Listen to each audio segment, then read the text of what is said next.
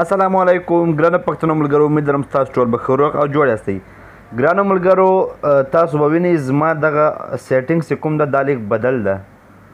دا ډېر خوند کوي او ډېر ښه ښکارېږي. اول اوپو موبایل کې چې کېدای شي چې دغه سیټنګ راړوي، خو زما په موبایل کې یو داسې سیټنګ جوړ کړو، د سیسټم جوړ کړو چې له پاسه اراده کړم نو دغه سیټنګ خلاصېږي او ډېر ښایسته ښکارېږي او دغه رنګ بدلېږي. یعنې دغه ته موږ نور ترتیب ورکولی شو. دا څرنګه شو، څرنګه کېږي؟ مثال چې موږ هر څوک چې له یو شي سره ډېر مثال کار وکړي نو هغه شی ته پام بدېږي.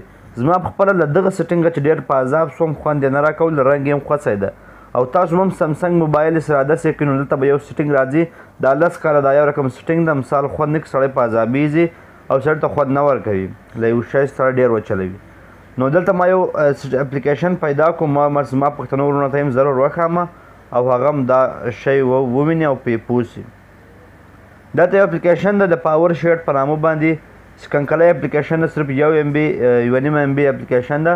په هر موبایل کې په ټولو موبایلو کې به کار کوي. که خیر اوس که تاسو موبایل میمري کنکلی وي، په هر کنکلي موبایل په غټ موبایل کې ټولو کې کار کوي. داسې تاسو انسټال کړئ، یا ته بیا اوپن کړئ.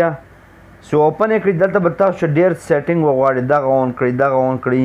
مثال په سیټنګ کې به تاسو الاو کړئ، یو پرمیشن غواړئ سیټنګ تاسو هغه الاو کړئ. هغه چې مې الاو کړو د هغه به دلته تاسو کلر خوښولی شئ، چې کوم کلر تاسو خوښ کړ هغه تاسو دلته مثال تاسو راوستلی شئ، یعنې هغه کلر تاسو دلته وربدلولی شئ او هر رقم تاسو کلر جوړولی شئ. نو ملګرو ډېر زبردست اپلیکیشن دلته تاسو سیټینګ کولی شئ. دغه دوه کلر یو ده د بیکګراوند، یعنې یو د زرغون خط چې دا به رنګ بدلیږي او یو د سور رنګ چې ده هغه به دغه کې بدلیږي، نوټیفیکیشن بیکګراوند کلر. نو دغه کې نور هم تاسو مثال انسټال کړئ، تاسو فرش پیدلی شئ چې کوم رنګ چیرې بدلیږي او څرنګه بدلیږي. نو دا تاسو وینئ رنګ بدل شو، ډېر زبردسته ښکارېږي، ډېر خوند کوي. دلته هم تاسو نور شیان هم ایډ کولی شئ. مثال که تاسو بل شی ور ایډ کولی شئ په هغه شی کلیک کړئ، دلته یې ایډ کړئ. دا ټول شیان هغه شیان دي چې زما په موبایل کې دي، هغه موږ دلته نور هم ورچولی شو. نو دا ډېر زبردست اپلیکیشن ده. که مې خوښېږي خامخا یې انسټال کړئ، یې وګورئ. او کوم ویډیو ښه سوي ویډیو خامخا لایک کړئ او زما چینل سبسکرایب کول بالکل مه هېروئ.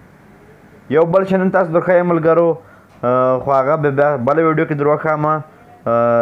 د الله په امان به دعا وکړم، ساتئ. خدای په امان.